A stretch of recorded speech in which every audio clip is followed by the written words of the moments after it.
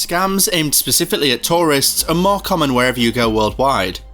Tourists should be aware that scams are available in Phuket just like they are in any other city. Many different kinds of scams target tourists in Phuket. Although many Thai people are trustworthy and friendly, some will take advantage of your limited Thai language skills. Because of them, a great number of tourists have thrown away both their time and their money. But there's no need to freak out.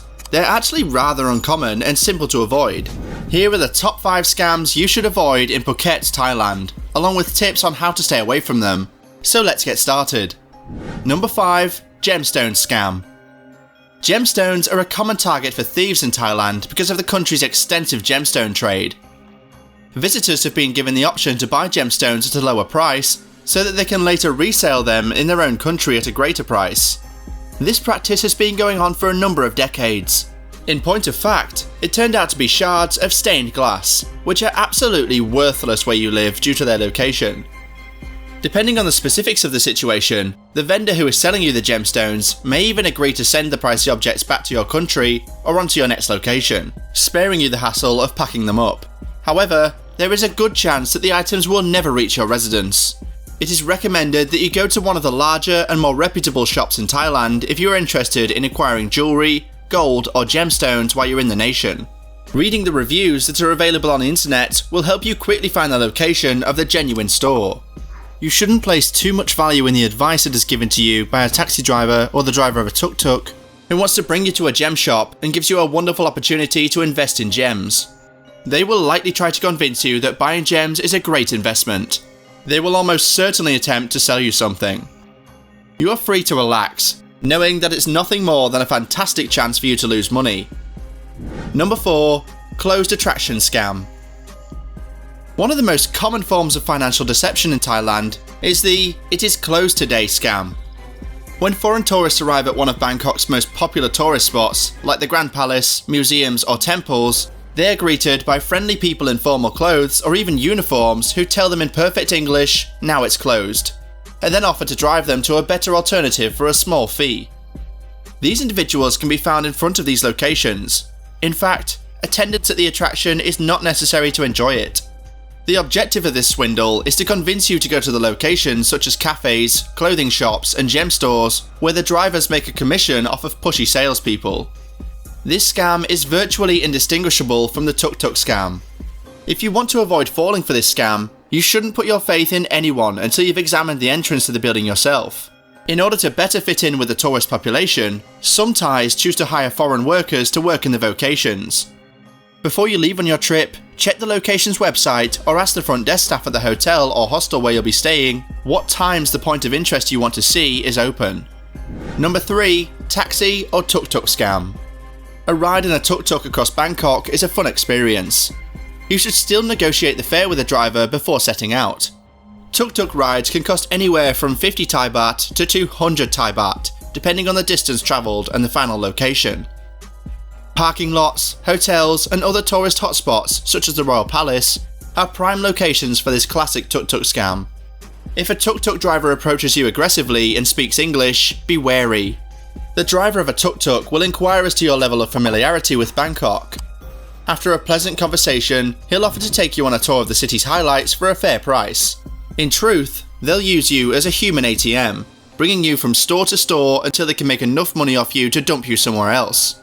Make sure you don't get overcharged by negotiating a flat rate for your ride in advance. You can tell if a business is open or closed by looking up its hours of operation. In order to go where you're going, you need to be specific. Utilize the GPS capabilities of your mobile device to double check a driver's course. Document the taxi number and driver's identification by snapping a photo. Number 2. Motorbike rental. Renting a motorbike in Thailand is simple, inexpensive and highly recommended for any visitor. Before you can ride a motorcycle, you need to have a basic understanding of a few ideas. In Thailand, foreigners can't ride motorcycles unless they have a valid license. Despite this, many visitors prefer to ride rented motorcycles around Thailand's islands and coastal areas. Phuket and Pattaya are popular tourist destinations. If you insist on taking the risk, proceed with caution. In the event of an accident, you may face legal consequences as well as an insurance company that refuses to pay your medical bills. In Thailand, the scammers often take advantage of people who don't know what's going on by selling them broken motorcycle parts.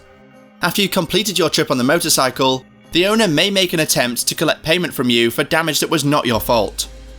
Before renting a motorcycle, it must be carefully checked to make sure there are no broken parts and any marks must be photographed. The renter claims that the rental company stole his motorcycle, and the company refuses to pay him anything less than the bike's full value. This is less common in Bangkok, but it's still possible on the islands. It is recommended that you bring your own lock to prevent the motorcycle from being stolen after you rent it.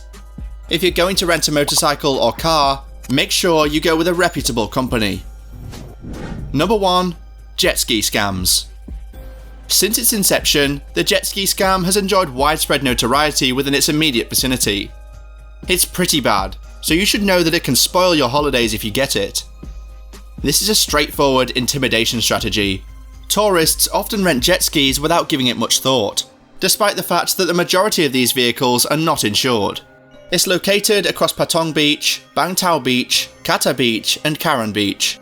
After your short time on the water is up, you head back to the shore. The nightmare starts at this point.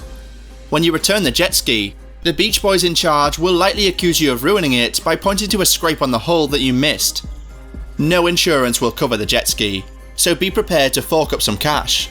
If you decline, they will surround you with more beach guys and use fear to extort money from you.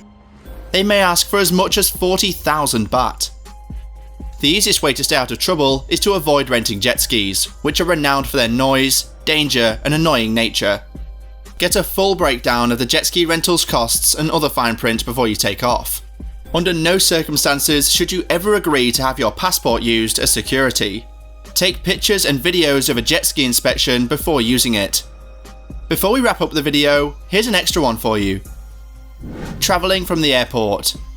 It's only logical that, after landing at Phuket International Airport, you would want to get to your hotel using the mode of transportation that will cost you the least amount of money. The Phuket International Airport is served by a number of different transportation options, the most common of which are taxis, minivan services and tuk-tuks.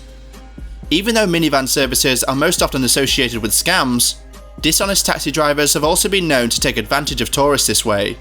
After getting inside the vehicle and informing the driver of your intended hotel, the driver makes a pit stop halfway to the hotel at a travel agency, where an employee insists that the hotel is either closed or full. You are then given the option to book through a different hotel that has been suggested to you by the travel agent, and the driver refuses to take you to your destination unless you make other lodgings through the agent. It does look like they're trying to confuse people, which is probably one of their goals. In any case, you should make sure that the driver takes you straight to your final destination without any stops along the way. So that's all for today, guys. If you were scammed, you don't need to feel embarrassed. Call 1155 to reach the Thai Tourist Police and report the event. If you paid with a credit card, you should contact your bank right away to dispute the charges. We'll see you soon. Until then, goodbye, stay safe, and keep travelling.